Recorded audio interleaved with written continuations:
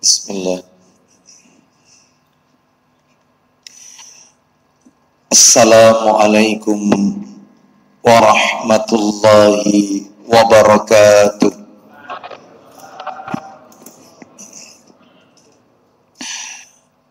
Alhamdulillah alladzi bi ni'matihi tatimmus salihat.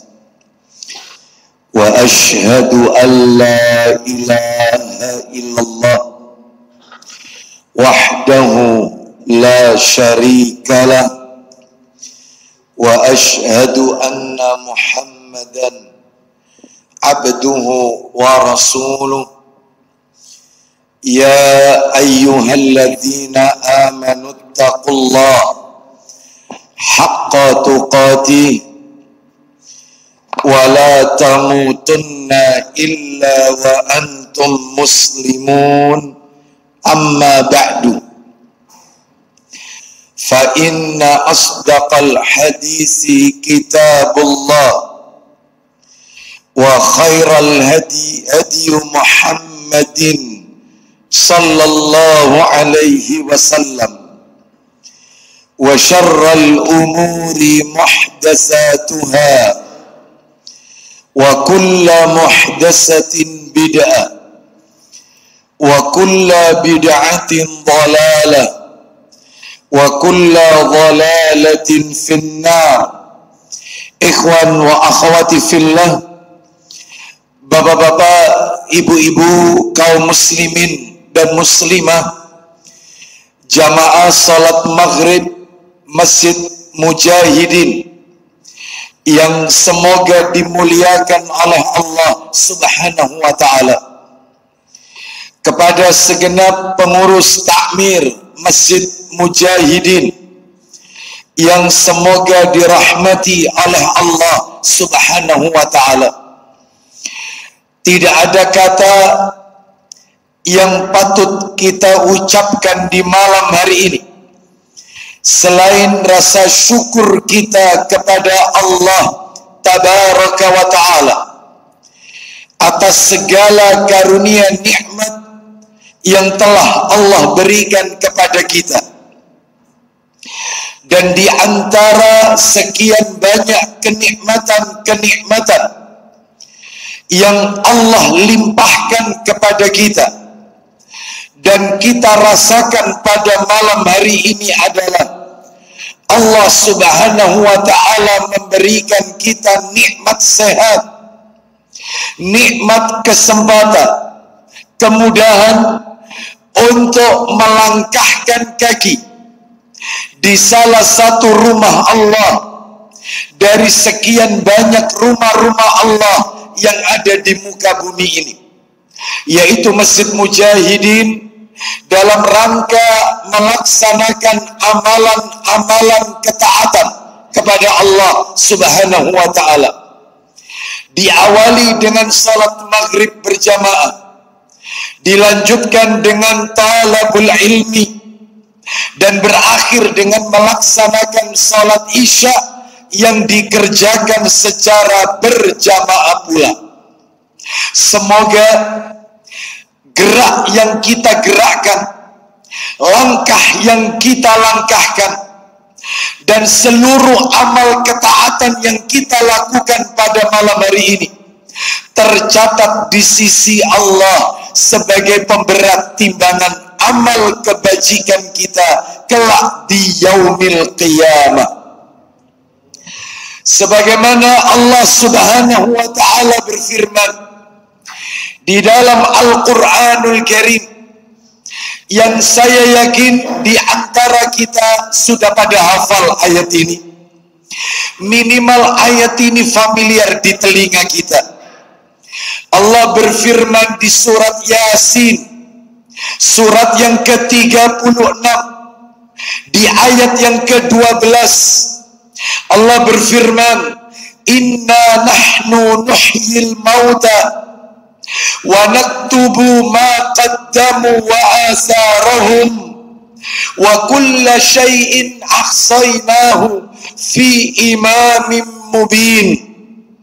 Allah Ta'ala berfirman, sungguh Kamilah yang menghidupkan orang-orang yang mati, dan Kamilah yang mencatat apa-apa yang telah mereka kerjakan dan bekas-bekas yang telah mereka tinggalkan. Dan segala sesuatu kami kumpulkan dalam kitab yang jelas, yaitu Lauhul Mahfuz. Yang menarik dari ayat ini Bapak Ibu adalah ketika Allah berfirman, wa naktubu ma qaddamu wa asarahum, dan kami telah mencatat apa-apa yang mereka kerjakan dan bekas-bekas yang mereka tinggalkan. Kata para alim ulama, salah satunya disebutkan oleh Al-Hafidz Ibnu Katsir rahimahullah dalam tafsirnya, tafsir Ibnu Katsir.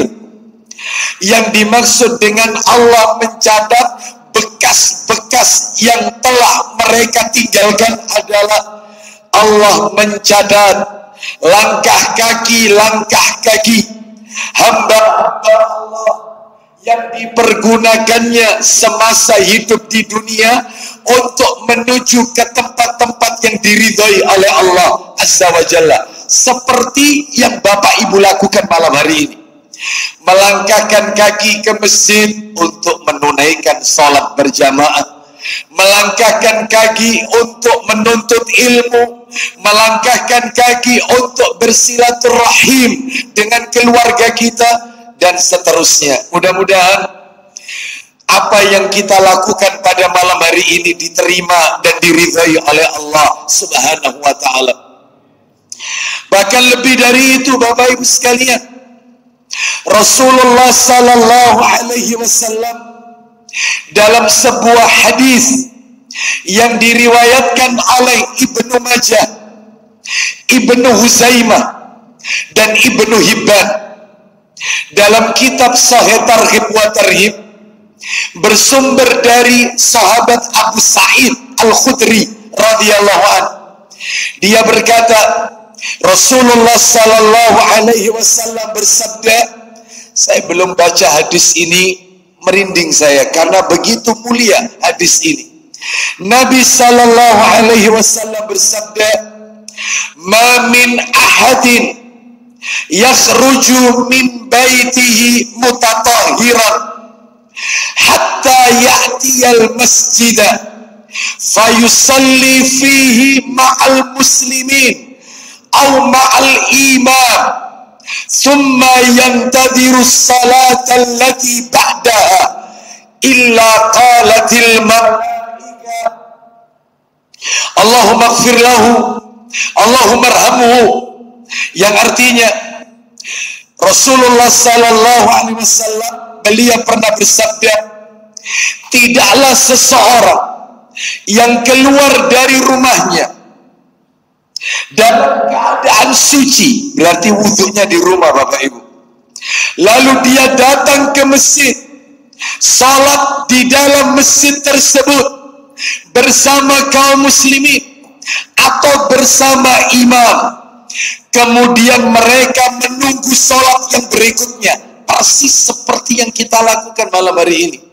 Kita menunggu salat isya. Sambil menunggu salat isya, kita duduk sejenak mendengarkan qala Allah wa qala Rasul wa qala sahabat. Apa yang Allah firmankan, apa yang Nabi sabdakan, apa yang dipahami oleh para sahabat, menunggu salat berikutnya.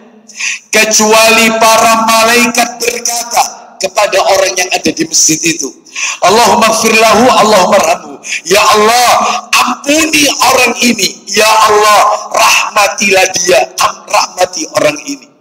Ini menunjukkan kepada kita orang-orang yang didoakan oleh para malaikat. Salah satunya mereka yang menunggu sholat setelah sholat.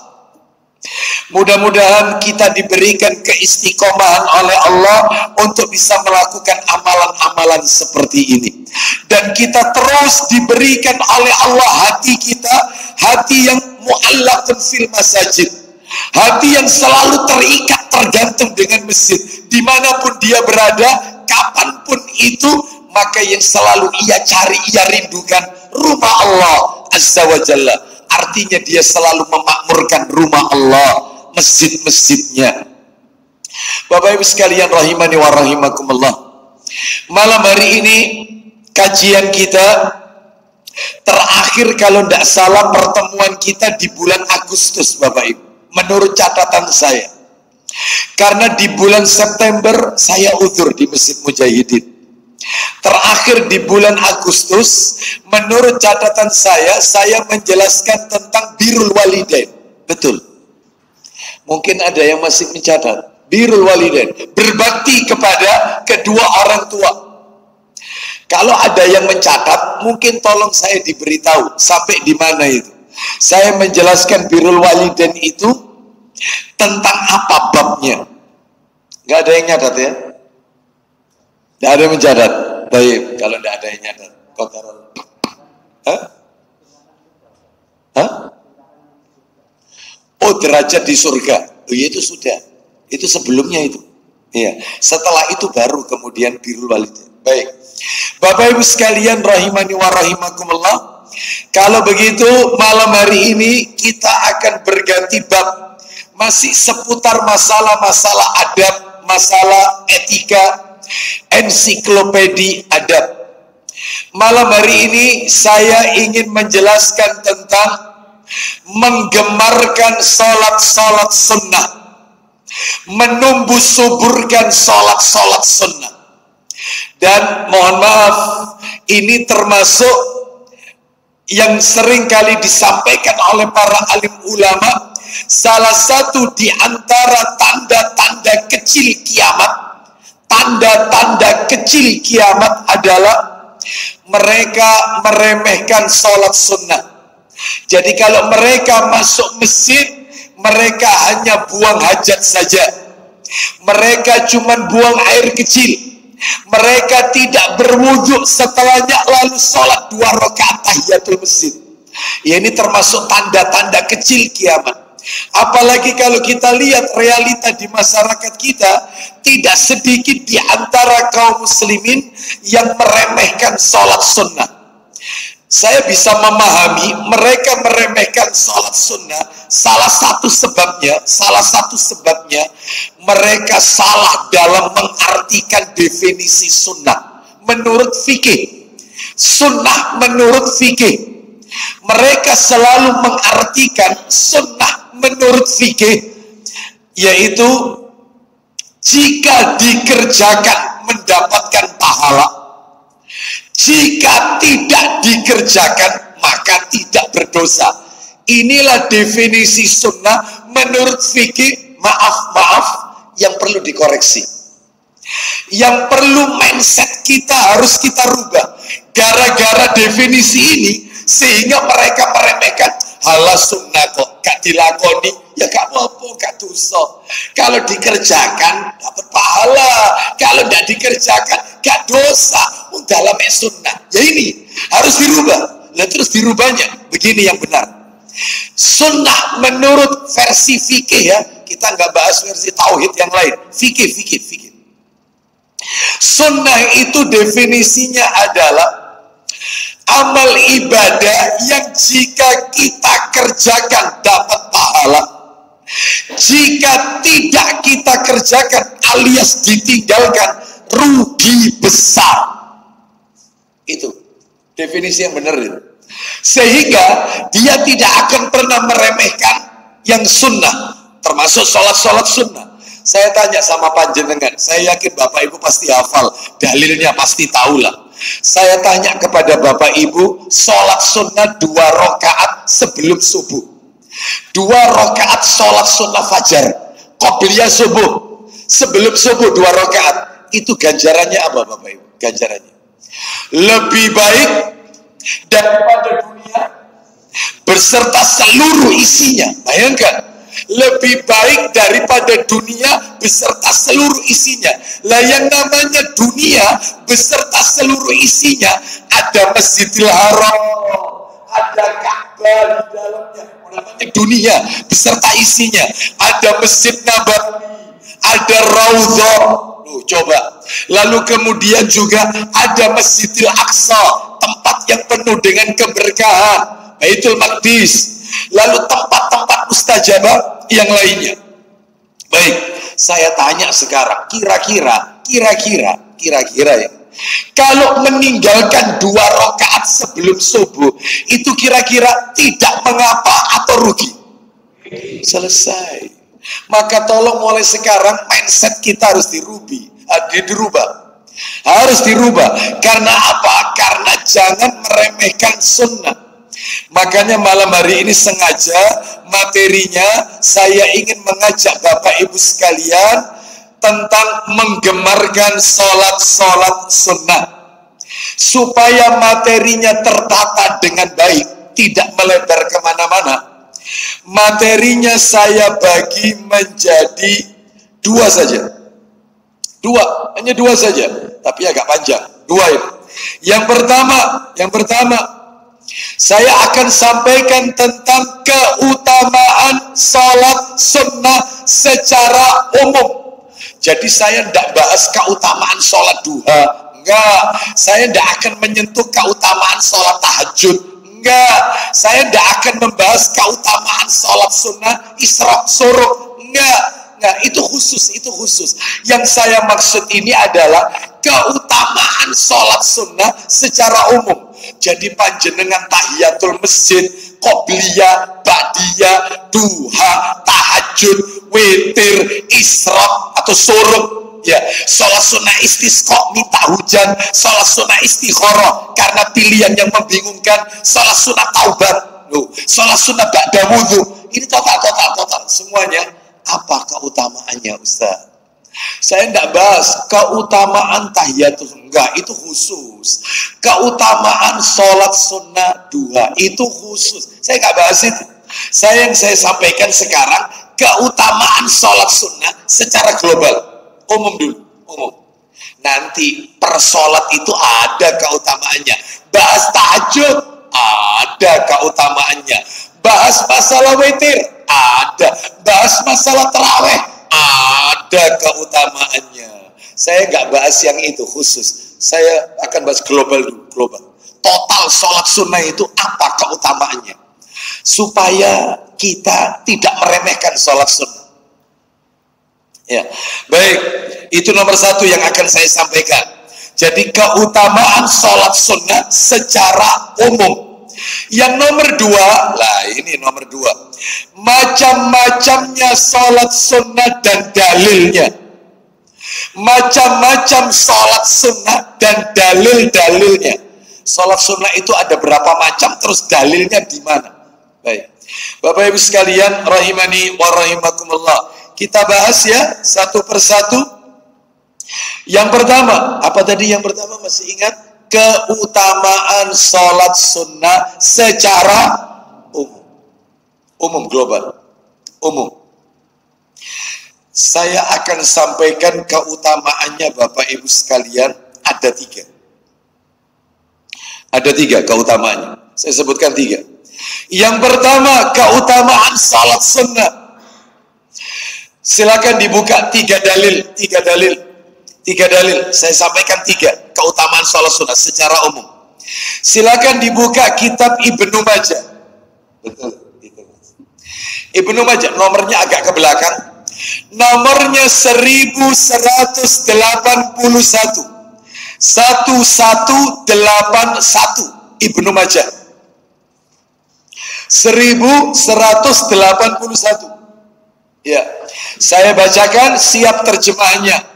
An-Tamim Ad-Dari radhiyallahu anhu, anin Nabi sallallahu alaihi wasallam qala, awwalu ma yuhasabu bihi al-'abdu yaumal qiyamah salatuhu, fa in akmalaha kutibat lahu nafilatan, fa in lam yakun akmalaha qala Allahu subhanahu limalaikatihi. Silakan kita dengarkan dari Tamim. Dari Tamim Ad-Duri dari Nabi Shallallahu Alaihi Wasallam, beliau bersabda, isinya Yang pertama kali dihisab dari seorang hamba di hari kiamat adalah sholatnya. Yang pertama kali akan dihisab oleh Allah, yang pertama kali akan diaudit, diperiksa dari seluruh amalan hamba, seorang hamba, sholat yang pertama akan dihisab. Lanjut. Jika dia menyempurnakannya, maka akan ditulis baginya yang sunnah. Kalau sholatnya itu sempurna, maksudnya fardunya sempurna, subuhnya, zuhur, asar, maghrib, isya sempurna, maka yang sunnah-sunnah ikut dengan sendirinya. Ikut. Maksudnya sempurna itu apa, Ustadz? Bapak Ibu sekalian, maksudnya sholat itu sempurna, ya gerakannya itu sempurna, tumaknina, khusyuk, ya nggak ada cacat ini, nggak ada cacat. Artinya sholatnya betul-betul mengikuti petunjuk Rasulullah Sallallahu Alaihi Wasallam.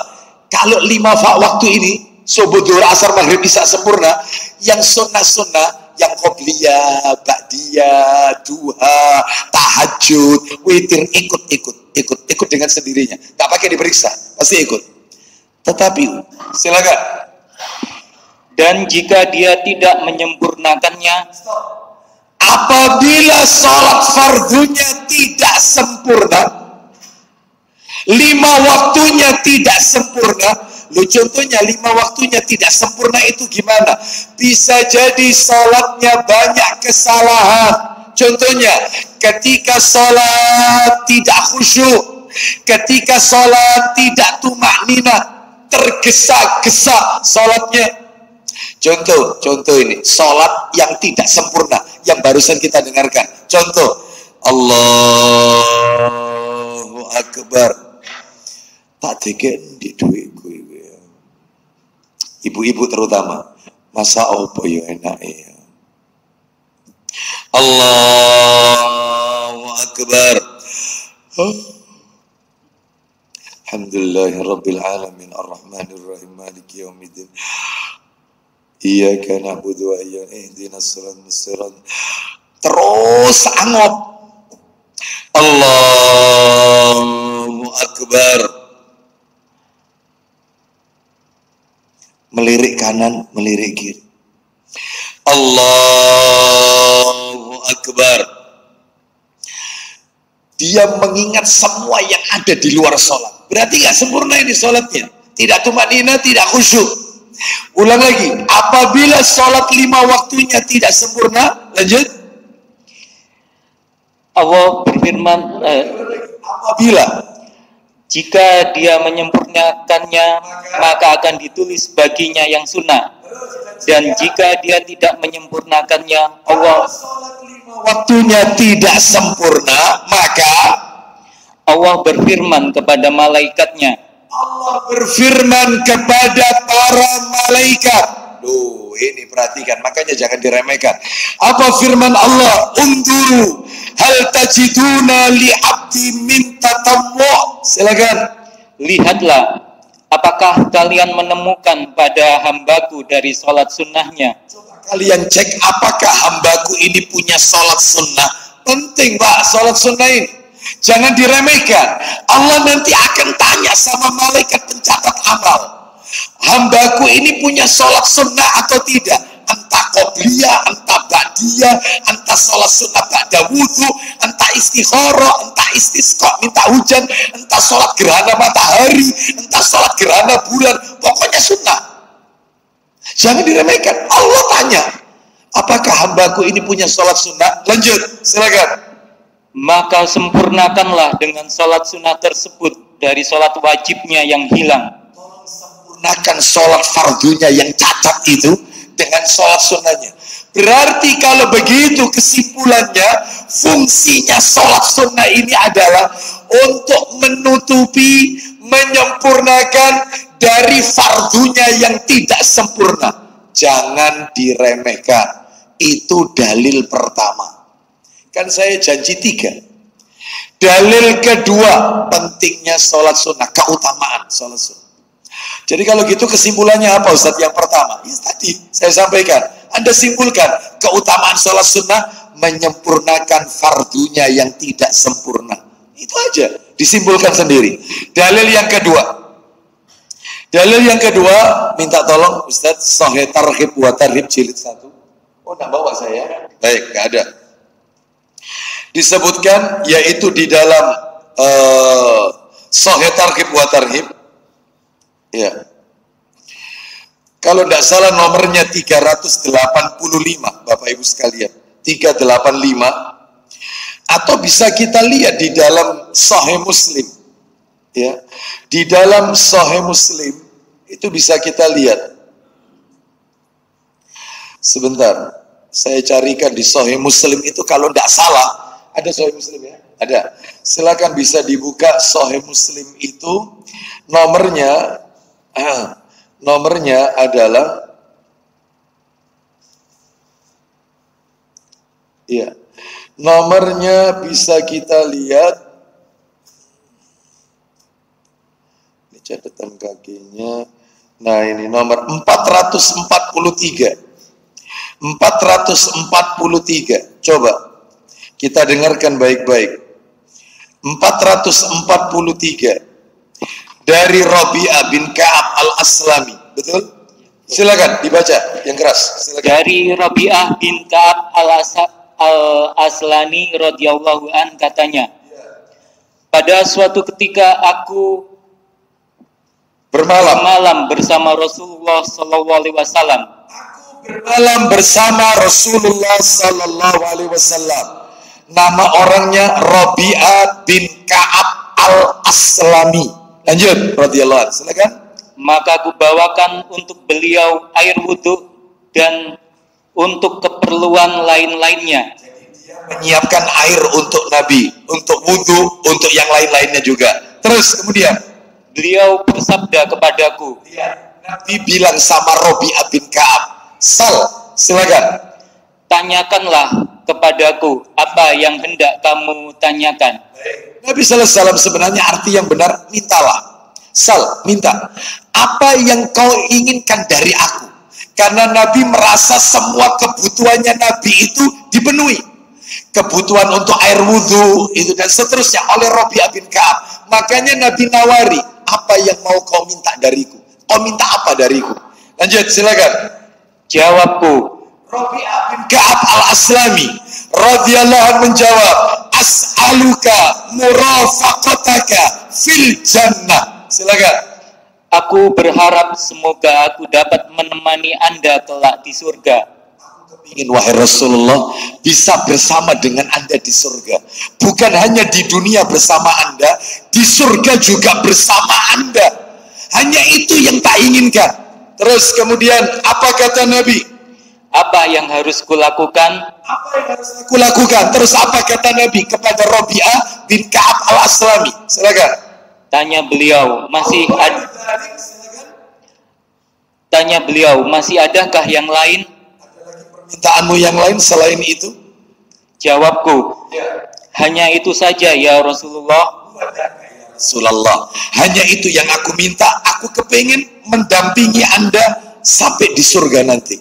Lalu apa jawaban Nabi? Amalan apa yang kalau dikerjakan bersama Nabi di surga? Menemani sang utusan di surga. Kita dengarkan ini amalannya sesuai permintaannya Rabi'ah bin Ka'ab al-Aslami. Nabi ngasih bocoran, kalau kau pengen bersama aku nanti di surga, lah ini fa'aini ala nafsika bikasratis sujud. Silakan. Sabda beliau, kalau begitu tolonglah aku untuk dirimu memperbanyak sujud. Kalau begitu, kalau kau pengen bersamaku di surga, perbanyaklah sujud, kata Nabi. Loh, yang dimaksud memperbanyak sujud ini apakah sujud ketika sholat, sujud sahwi, sujud tilawah, dan sujud syukur? Bukan. Lah terus yang dimaksud memperbanyak sujud itu apa? Kata para alim ulama, sebagaimana yang dikatakan oleh Al-Imam Ibnu Qayyim Al-Jauziyah rahimahullah, yang dimaksud dengan memperbanyak sujud itu adalah memperbanyak salat sunnah. Makanya salah satu tips kalau kepingin bersama Nabi di surga, memperbanyak sholat sunnah. Ya apapun itu sholat sunnahnya, entah sholat sunnah rawatib yang qobliyah ba'diyah, entah itu duha, entah tahajud, entah witir, entah istikharah, ya semuanya. Baik, memperbanyak sholat sunnah, terutama yang qobliyah ba'diyah. Baik, sekarang kita lanjutkan dalil terakhir, keutamaan dalil terakhir. Kan materinya ada 2, ini baru yang terakhir, materi nomor 1, belum masuk materi nomor 2 ini kita. Materi yang pertama kan keutamaan sholat sunnah secara umum. Sekarang nomor 3 keutamaannya. Minta tolong Sahih Muslimnya dibuka lagi. Sahih Muslim. Nomor Sahih Muslim 750. Nomor 750. Ya, Sahih Muslim dari Jabir bin Abdullah, betul? Silakan, ayo kita dengarkan. Dari Jabir radhiyallahu an katanya, Rasulullah sallallahu alaihi wasallam bersabda. Isi sabdanya, Nabi bersabda, "Idza qada ahadukumus shalah fi masjidihi, falyaj'al li baiti nasiban min salatihi, fa innallaha ja'ilun fi baitihi min salatihi khairan." Silakan baca artinya. Apabila kamu telah menunaikan sholat wajib di masjid, Wajibnya di masjid 5 waktunya, laki-laki terutama. Kalau wanita sebaik-baik sholat di rumahnya, tapi dia tidak dilarang 5 waktunya di masjid, tidak dilarang, asalkan memenuhi syarat. Baik, kita lanjutkan. Ulang lagi, apabila kamu telah menunaikan sholat wajib di masjid, maka kerjakanlah pula sholat sunnah di rumah. Kerjakan sholat sunnahnya di rumah, ba'diyahnya di rumah, qobliyahnya di rumah, sholat duhanya di rumah, tahajudnya, witirnya, istikharahnya, sholat sunnah taubatnya di rumah. Kenapa? Lanjut. Karena dengan itu Allah akan menjadikan rumah itu bahagia. Kan rumah itu penuh dengan kebahagiaan. Makanya orang kalau sergap sholat sunnah, tapi maaf ya, dikerjakan di rumah. Rumah itu sakinah, mawaddah warahmah. Itu bahagia rumah itu. Sampai-sampai Bapak Ibu saya tunjukkan dalil. Kitabnya ada di sini. Minta tolong Abu Dawud yang warna coklat, Sunan Abu Dawud, agak cepat dikit, nomor 1300. 1300 itu ceritanya ada seseorang sholat maghrib bersama Rasul. Setelah sholat, orang itu ternyata setelah zikir bangkit mau ba'diyah maghrib, sholat sunnah ba'diyah maghrib. Sama Nabi, tunggu dulu, jangan sholat. Apa yang kalian mau kerjakan? Aku mau mengerjakan ba'diyah maghrib. Kata Nabi, pulanglah ke rumah, pulang, karena sholat ini tempatnya di rumah, bukan di masjid. Di rumah tempat ini, sholat ini tempatnya di rumah, bukan di masjid. Ini Masjid Nabawi loh. Orang kalau sholat di Masjid Nabawi 1000 kali loh pahalanya. Suruh pulang, karena sholat ini tempatnya di rumah, bukan di masjid. Maka jangan dihabiskan sholat sunnah itu di masjid. Rumah itu dikasih sholat sunnah. Apapun itu sholat sunnahnya, terutama ibu-ibu ada duha, bapak-bapak mau ke kantor, duhanya jangan di kantor, kalau bisa di rumah. Kalau kita lihat jam, bisa kok bapak-bapak kalau yang berangkat pagi itu, waktu suruh gitu 5 lebih 7 menit kalau nggak salah, suruh itu kalau ditambahin 15 menit atau 20 menit kan sholat sunnah isyraq, berarti setengah 6 kurang lebih, setengah 6 lebih sedikit kan bisa sholat duha. Bisa, terus berangkat ke kantor.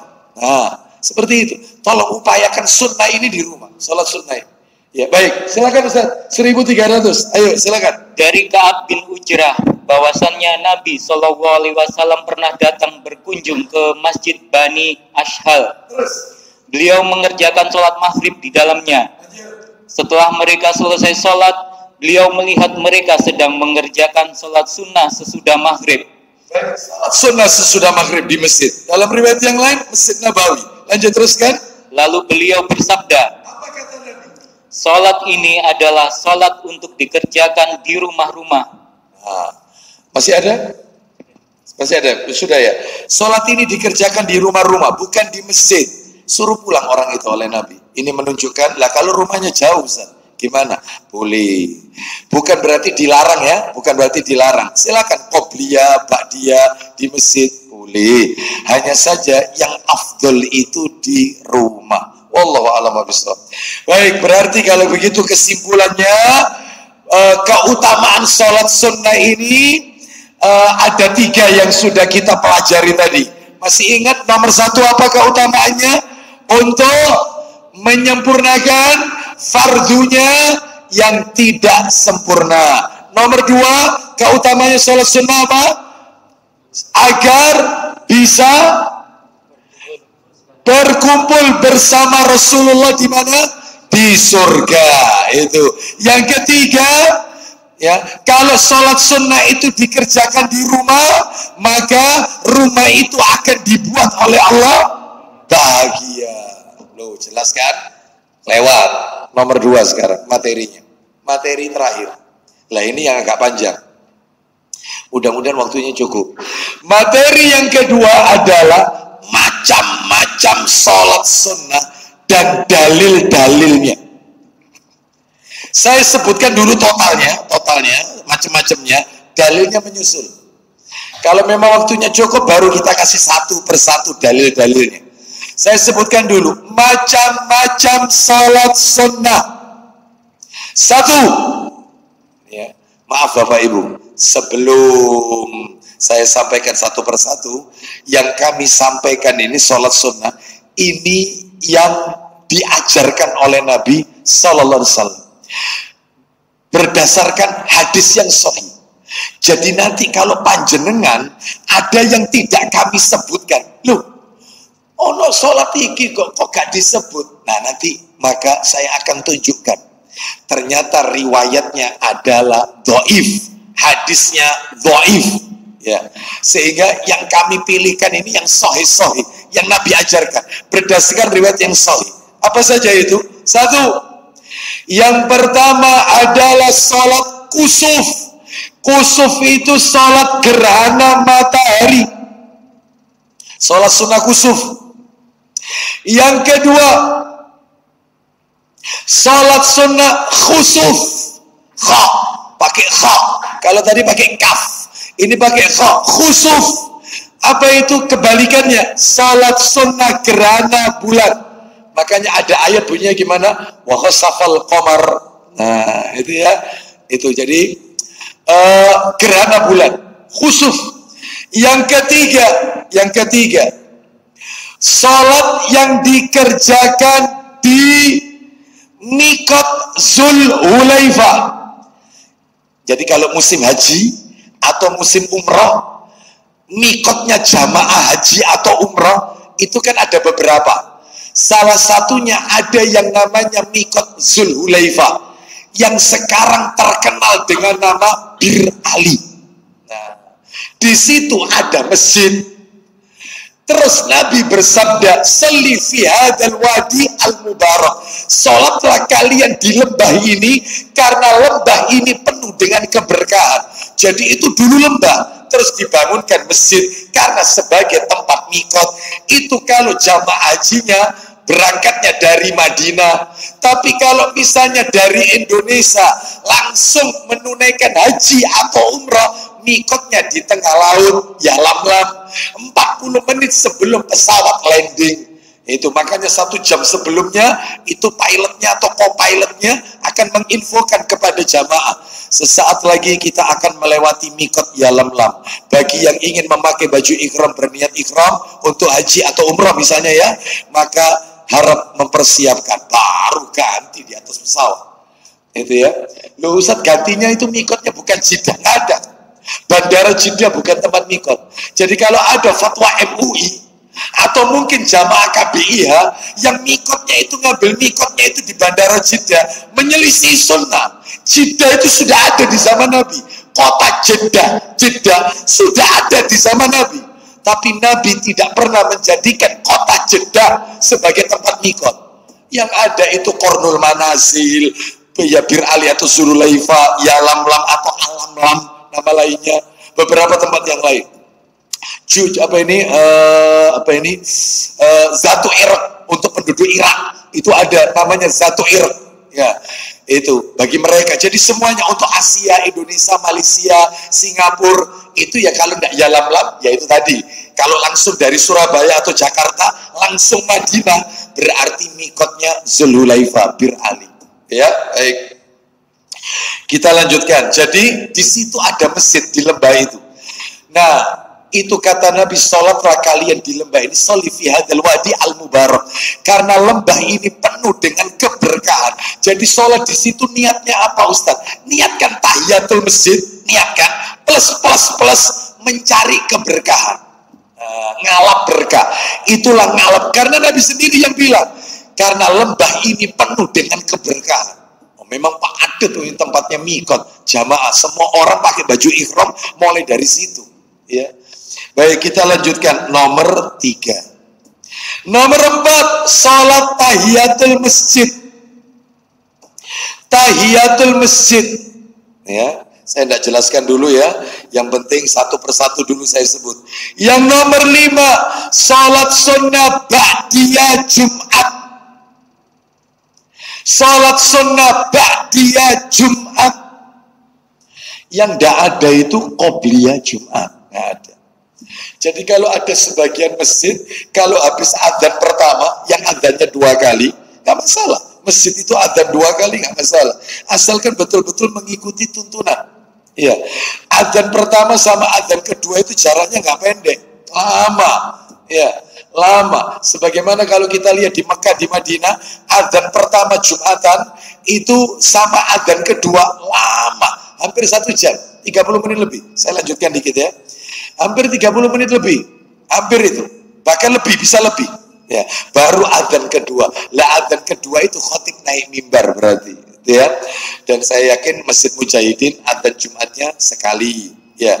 Maka ba'diyah Jumat ada, tapi sebagian masjid itu ada ketika adzan pertama la ilaha illallah, semua jamaah itu berdiri semua. Ya, terus sholat sendiri-sendiri.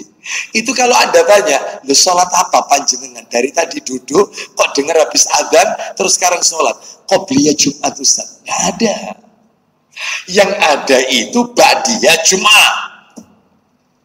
Ya, makanya ini nomor 5. Baik Bapak Ibu sekalian, sudah masuk Isya? Sudah ya?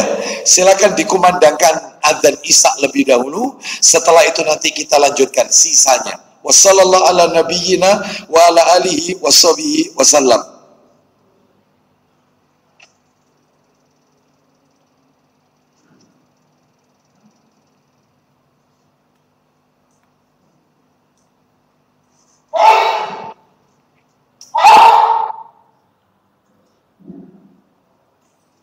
Allahu Akbar. Allahu Akbar. Allahu Akbar. Allahu Akbar. Asyhadu an la ilaha illallah.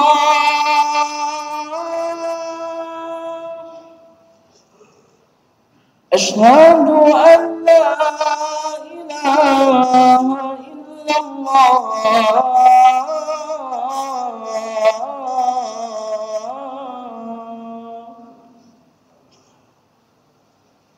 أشهد أن محمدا رسول الله.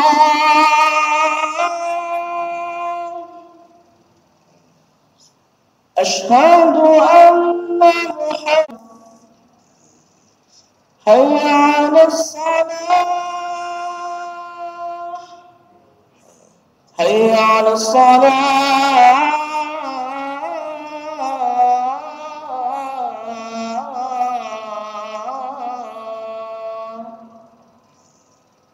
حي على الفلاح.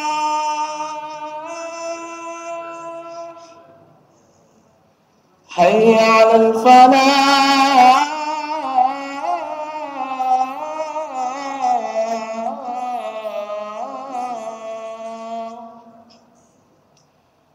Allahu Akbar, Allahu Akbar, la ilaha illallah.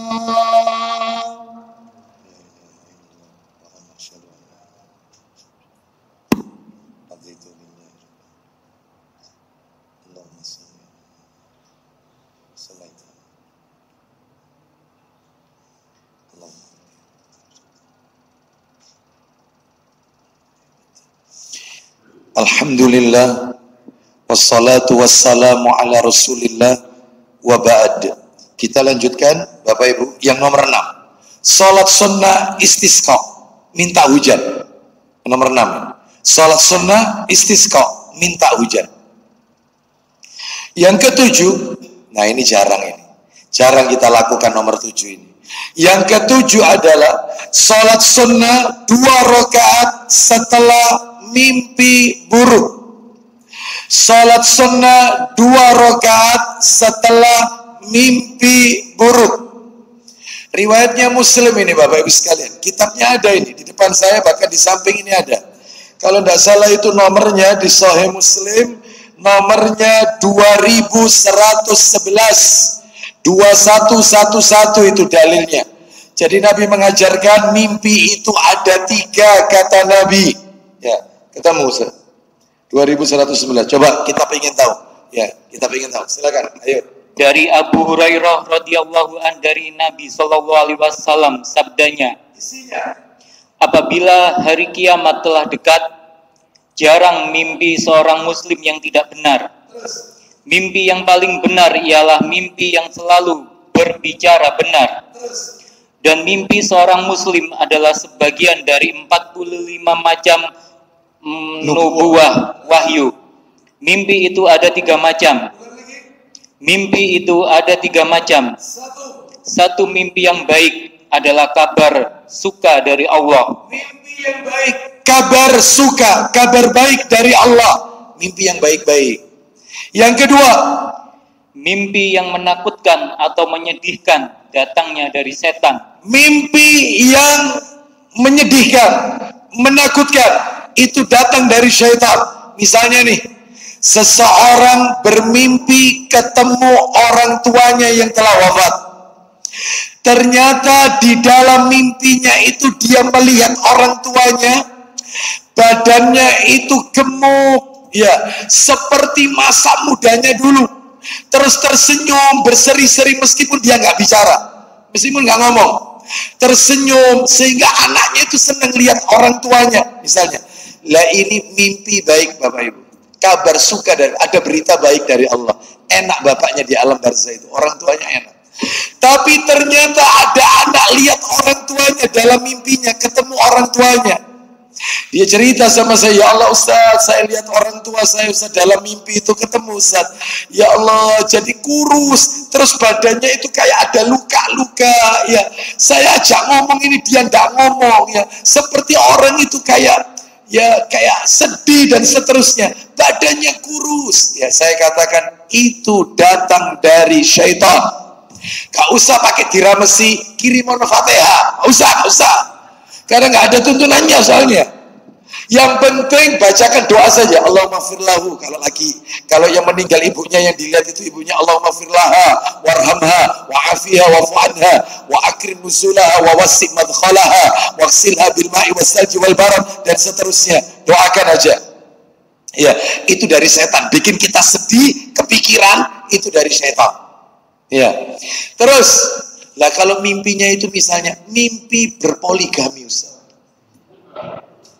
Ini mimpi baik atau buruk? Baik, insyaallah ya. Baik. Kita lihat nomor 3, jenis mimpi ketiga. Silakan. Dan mimpi yang timbul karena ilusi angan-angan atau khayal seseorang. Mimpi yang timbul dari ilusi angan-angan. Mau tidur, dia membayangkan pengen ini, dia itu rasanya itu pengen punya mobil, pengen punya rumah yang besar, uang yang banyak, itu ya. Akhirnya ke bawah tidur. Dia tidur seperti yang diinginkan itu. Lah itu namanya ilusi, angan-angan. Sebelum tidur mikirkan apa, kebawa tidur. Nah itu. Terus lanjut, belum poinnya. Silakan Ustaz. Maka karena itu, jika kamu bermimpi yang tidak kamu senangi, bangunlah, kemudian sholat, dan jangan menceritakannya kepada orang lain. Mimpi burukmu itu jangan diceritakan kepada orang lain. Jangan. Lah kalau mimpi baik boleh diceritakan kepada orang yang paling kita cintai saja. Kalau wanita sebatas suaminya, hanya itu aja. Kalau misalnya laki-laki ke istrinya, nggak usah diceritakan yang lain. Karena kita tidak tahu hati orang, bisa jadi dia hasad, iri. Kalau mimpi buruk, maka jangan diceritakan sama sekali, nggak usah. Sekalipun sama pasangan kita, iya, sama pasangan kita, nggak usah. Mimpi misalnya, mimpi seakan-akan rumahnya itu penuh darah. Rumahnya ini lantainya darah tok semuanya, ya, sampai dia itu tindien, ya, menggigau, tindien, ya. Maka yang seperti ini kalau pasangan kita tanya, lo kenapa? Mimpi apa? Mimpi apa? Enggak, astagfirullah. Sholat 2 rakaat. Mimpi buruk ini permainan syaitan. Ya, maka itu kalau kita tanyakan, munculnya itu primbon itu ya dari mimpi itu. Kalau darah banyak itu berarti akan dapat rezeki, begitu katanya. Terus kalau mimpi apa dikejar ular, itu katanya ada orang yang ada orang yang ngintil terus, ya, perempuan atau apa disenangi dan sebagainya. Ini semua primbon Bapak Ibu, sering, nggak usah cerita, nggak usah. Kalau memang itu buruk membuat kita takut, maka cukup sholat 2 rakaat tadi. Jarang kita lakukan ini. Terus ada lagi tipsnya, setelah sholat kata Nabi, itu yang nomor atasnya Ustaz, nomor atasnya 2110. Coba Ustaz, itu setelah sholat ya, setelah sholat 2 rakaat.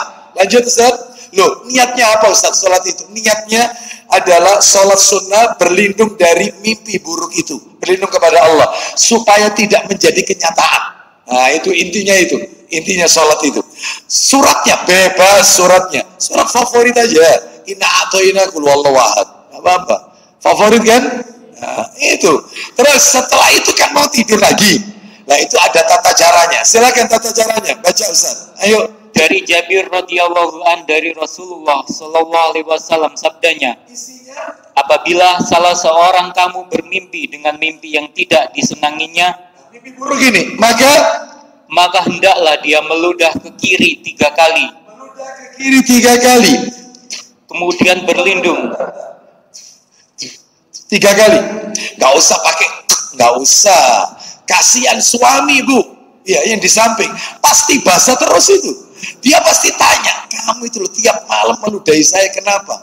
Aku ini mimpi buruk. Mimpi apa? Koyok aku ini ditakuti setan. Koyok apa setan? Koyok kon. Nah ini repot. Insya Allah gak tidur itu. Rame insya Allah. Bapak Ibu sekalian, jadi dalam hal ini meludah dulu. Setelah meludah terus kemudian berlindung kepada Allah dari gangguan setan 3 kali.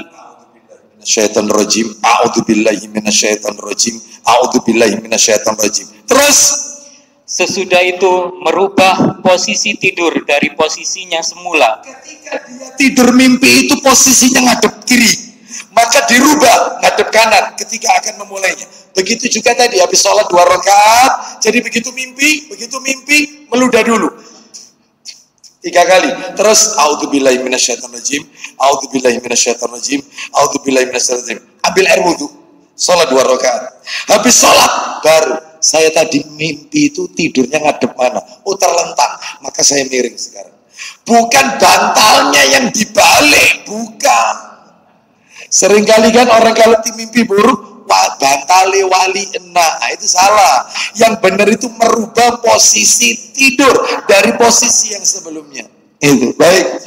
Terus sekarang sholat sunnah yang nomor 8, sholat sunnah tahur, sholat sunnah ba'da wudhu. Nomor 8, sholat sunnah setelah wudhu, ba'da wudhu. Nomor 9, sholat sunnah rawatib. Saya lanjutkan dikit aja. Sholat sunnah rawatib. Rawatib itu maksudnya apa? Qobliyah ba'diyah. Sebelum subuh, sebelum duhur, sesudah maghrib, sesudah isya. Lo asar tidak ada, asar ada tapi ghairu muakkad, tidak ditekankan. Tidak, yang ditekankan itu tadi itu sebelum subuh, sebelum duhur, sesudah duhur. Ini berapa rakaat? Jangan sekarang. Insya Allah kesempatan. Setelah maghrib, setelah isya, yaitu yang ditekankan. Itu tekankan. Itu namanya sholat sunnah rawatib, qobliyah sama badiyah. Sholat sunnah yang mengiringi sholat fardu. Yang nomor 10, sholat di Masjid Kuba. Sholat di Masjid Kuba itu nomor 10. Yang ke-11, sholat ketika masuk rumah, pulang dari bepergian jauh, safar. Bapak Ibu kalau musafir, nyampe rumah sholat, pulang umrah, nyampe rumah sholat. Karena Nabi SAW mengatakan, idza dakhalta manzilaka fasalli rak'ataini tamna'anika madkhalas su. Apabila kalian masuk rumah setelah bepergian, kerjakan sholat 2 rakaat. Karena sholat 2 rakaat itu akan mencegahmu dari tempat masuk yang jahat. Tempat masuk yang jahat. Jadi setan itu dihindarkan semua oleh Allah. Itu kalau masuk rumah. Nomor 12, gandengannya. Nomor 12, sholat sunnah ketika mau keluar rumah. Jadi Anda mau safar, sholat dulu di rumah 2 rakaat. Sholat sunnah ya ini. Sholat sunnah 2 rakaat sebelum keluar rumah. Ustadz, saya mau ke Jakarta, mau ke Bandara Juanda. Baik, Anda boarding jam berapa? Saya boarding jam sekian. Berarti Anda dari rumah jam berapa? Jam sekian. Sholat dulu 2 rakaat. Karena Anda mau safar. Kenapa? Kata Nabi, fa'idha kharajta min manzilika fasalli rak'ataini tamna'anika makhrajas su. Barang siapa yang keluar dari rumahnya, lalu dia sholat 2 rakaat, maka 2 rakaat itu dapat mencegahmu dari tempat keluar yang jahat. Orang-orang yang ada di luar yang ingin berbuat jahat dengan kita dihindarkan oleh Allah. Kita mau dibodoh-bodohi orang karena alamat dihindarkan oleh Allah. Jadi kita terus dituntut sholat 2 rakaat itu manfaatnya besar. Ya. Baik, kita lanjutkan. 13. Lah ini kalau sudah terlanjur ya wis, enggak apa-apa. Ya. Apa nomor 13 ini? Sholatnya suami istri. Loh berarti berjamaah. Iya, berjamaah ini. Meskipun sholat sunnah, iya. Sholat sunnah tapi berjamaah. Apa itu? Sholatnya suami istri sebelum melakukan jima. Loh, tiap kali mau jima sholat dulu. Bukan. Ini ada keterangannya. Khusus bagi pengantin baru. Loh, saya dulu waktu nikah itu belum melakukan ini, Ustadz. Tidak sholat sunnah sebelum menjima istri. Nikah lagi. Dalam rangka menegakkan sunnah. Menunggu subur kan. Ya, yang paling banter tertawanya Pak Anang. Ya. Bapak Ibu sekalian, rahimani wa rahimakumullah. Jadi sholat sunnah sebelum melakukan jima suami istri itu khusus pengantin baru. Kita lanjutkan sekarang yang nomor 14, sholat sunnah isyraq atau syuruk 15 menit setelah matahari terbit. 15 atau 20 menit setelah matahari terbit. Isyraq atau syuruk, ganjaran pahalanya haji umrah, sempurna. 15, sholat sunnah tahajud. 16, gandengannya sholat sunnah witir. Gandengannya tahajud witir. 17, sholat sunnah duha. 18, sholat sunnah taubat. Jadi habis melakukan dosa, terutama dosa besar ini, ya, dosa besar, maka segera bertobat. Caranya sholat 2 rakaat. Lah kalau dosanya dosa kecil, Ustaz, maka Allah berfirman, innal hasanati yudhibana sayyiat. Ya, surat Hud itu. Ya, sesungguhnya kebaikan-kebaikan itu dapat menghapus dosa kesalahan. Ayat ini turun, Hud ini. Kalau nggak salah itu surat Hud ayat 114. Hud 114. Itu ada ceritanya. Ceritanya ada seorang laki-laki mencium wanita. Wanita ini bukan mahramnya, dicium. Lalu setelah itu laki-laki ini menghadap Rasul. Wahai Rasulullah, aku telah mencium seorang wanita, bukan mahram, aku cium. Maka Nabi terdiam, turun ayat surat Hud 114 itu, yang intinya semua kebaikan yang kamu lakukan, maka Allah akan hapus semua kesalahan. Jadi kalau dosa kecil, lakukan kebaikan, istighfar atau berbakti sama orang, pokoknya kebaikan, taklim, ini kebaikan.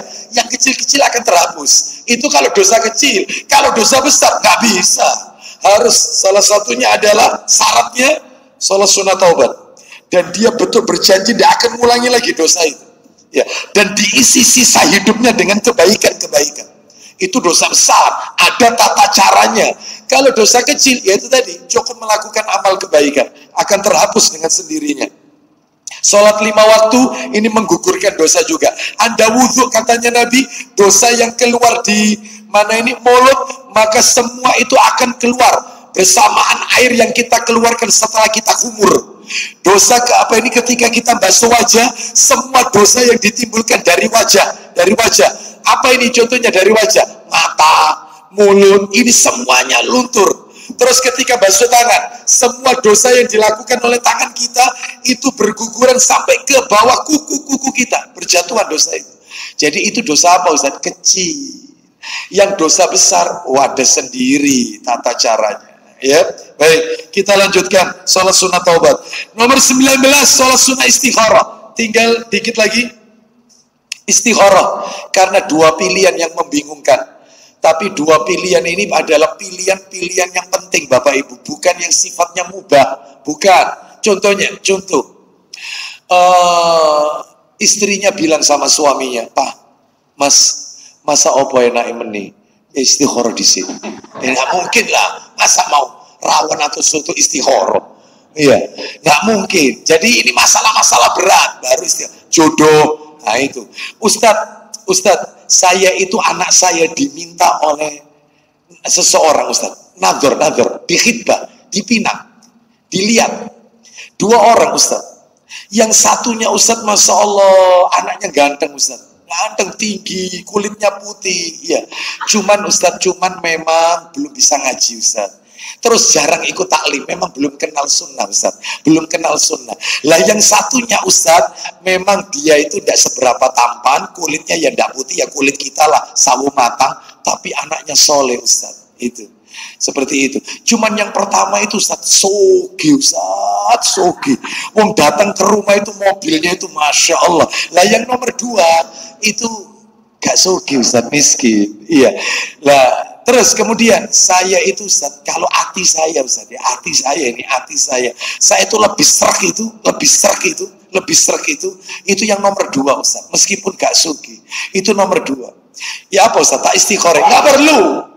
Gak perlu istikharah, karena Anda sudah condong. Orang istikharah itu tidak boleh ada kecondongan, bingung dia, podo api, podo solehnya, loh itu. Tapi kalau sudah condong, nek hati Ustaz ya, hati. Aku serek habis ini, nggak usah istikharah. Istikharah itu, orang kalau mau sholat istikharah, hilangkan kecondongan. Jangan condong, berpihak salah satu ini. Dari 2 orang ini, itu. Terus apalagi tanya sama anaknya, nek kona, aku nurut apa katanya papa. Enggak, nek kon misalnya lihat, kok aku lebih suka serek sama yang nomor 2, nggak usah istikharah. Bismillah, lanjutkan. Nah itu, jadi ini betul-betul bingung kita. Nah itu baru istikharah. Bisa dipahami ya? Kita lanjutkan yang nomor 19. Nomor 20, sholat tarawih. 21, sholat sunnah 2 rakaat. Saya ulang, sholat sunnah 2 rakaat setelah tawaf di belakang makam Ibrahim. Setelah tawaf 7 kali putaran di belakang makam Ibrahim kan sholat 2 rakaat. Rakaat pertama Al-Kafirun, rakaat kedua Al-Ikhlas setelah Al-Fatihah, surat yang dibaca. Baik. Lah yang nomor 22 sama 23 terakhir penutup ini. Penutup. Jadi terakhir itu 23. Khusus yang terakhir ini, nomor 22 dan 23, ulama berselisih pendapat. Menurut Syekh Muhammad Nasiruddin Al-Albani rahimahullah, beliau mengatakan sahih, boleh. Ulama yang lain mengatakan tidak boleh dikerjakan. Syekh Albani mengatakan sahih hadisnya. Ulama yang lain, banyak ulama lain yang mengatakan hadisnya dhaif, tidak sahih. Salat apa itu Ustaz? Yang nomor 22 ini perselisihan. Nomor 22 salat sunat tasbih. Salat sunat tasbih. Allahu Akbar, baca Fatihah, baca surat. Setelah itu baca subhanallah walhamdulillah wala ilaha illallah wallahu akbar 15 kali. Ruku Allahu Akbar, subhanaka Allahumma wa bihamdika Allahumma ighfirli, atau subhana rabbiyal azimi wa bihamdi, subhana rabbiyal azimi wa bihamdi, subhana rabbiyal azimi wa bihamdi, lalu baca subhanallah walhamdulillah wala ilaha 10 kali. Sami Allah liman hamidah, Rabbana walakal hamdu hamdan katsiran thayyiban mubarakan fi, subhanallah walhamdulillah wala ilaha 10 kali. Kecuali berdiri tok 15 kali. Jadi 1 rakaat 75 kali. Sholatnya berapa rakaat ini? 2 rakaat. Jadi totalnya 150 kali. Subhanallah walhamdulillah wala ilaha illallah. Syekh Albani mengatakan sahih. Dalilnya kitabnya ada. Ibnu Majah, silakan dibuka daftar isinya yang terakhir. Daftar isi ada sholat sunat tasbih. Disahihkan, tapi ulama lain mengatakan tidak sahih. Lah Ustadz sendiri gimana? Saya lebih condong pendapat ulama yang mengatakan kerjakan sekali seumur hidup. Sekali seumur hidup. Jangan rutin, jangan tiap hari, sepekan sekali, sebulan sekali, jangan. Sekali seumur hidup. Sekali seumur hidup. Selesai. Dalam rangka apa? Dalam rangka menghindari perselisihan di antara para ulama. Kalau kita jadikan rutin, menyelisih karena itu dhaif. Kalau kita kita lakukan cuma sekali seumur hidup, minimal kita pernah mengerjakannya. Selesai. Masih ada sholat sunnah yang lain kok, masih banyak. Ini sholat sunnah tasbih. Yang nomor 23 juga perselisihan. Namanya sholat sunnah hajat. Ada. Daftar isi. Depan sendiri daftar isi. Nah itu, cari sholat sunnah tasbih. Nanti pasti ketemu. Ya. Yang nomor 23 sholat sunnah hajat. Ada Mas? Ada. Sholat sunnah hajat ada juga. Itu Syekh Albani mengatakan sahih. Ulama lain mengatakan, ulama ahli hadis yang lain dhaif. Sekali seumur hidup. Beda ya, tahajud sama hajat beda.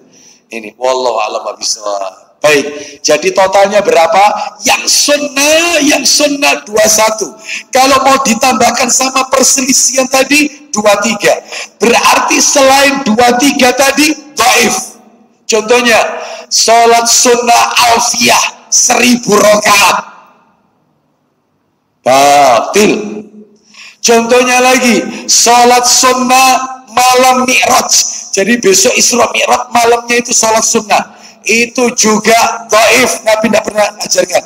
Salat sunnah raghaib, itu Nabi tidak pernah ajarkan. Salat sunnah nisfu Sya'ban, habis salat baca biasanya itu Yasin 1 kali, diniatkan apa? Baca Yasin 3 kali.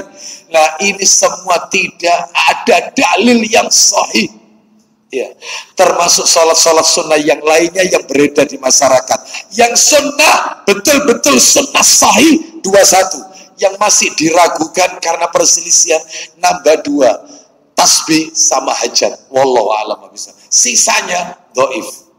Faham sampai di sini? Baik, kita tutup kajian kita Bapak Ibu sekalian. Semoga menjadi tambahan ilmu yang bermanfaat. Mudah-mudahan Allah meridhoi amal ibadah kita. Ya. Dalilnya mana Ustaz? Belum saya kasih dalil. Insya Allah pada kajian berikutnya kita berikan dalil masing-masing. Insya Allah. Yang penting panjenengan sudah tahu macam-macamnya sholat sunnah. Baik, demikian Bapak Ibu, karena waktunya saya cukupkan sampai di sini saja. Kita semoga menjadi tambahan ilmu yang manfaat dan barokah. Kita tutup dengan kafaratul majlis. Wassallallahu ala nabiyyina wa ala alihi wa sahbihi wasallam. Subhanakallahumma wa bihamdika asyhadu an la ilaha illa anta astaghfiruka wa atubu ilaik. Wa akhiru da'wana alhamdulillahi rabbil alamin. Assalamualaikum warahmatullahi wabarakatuh.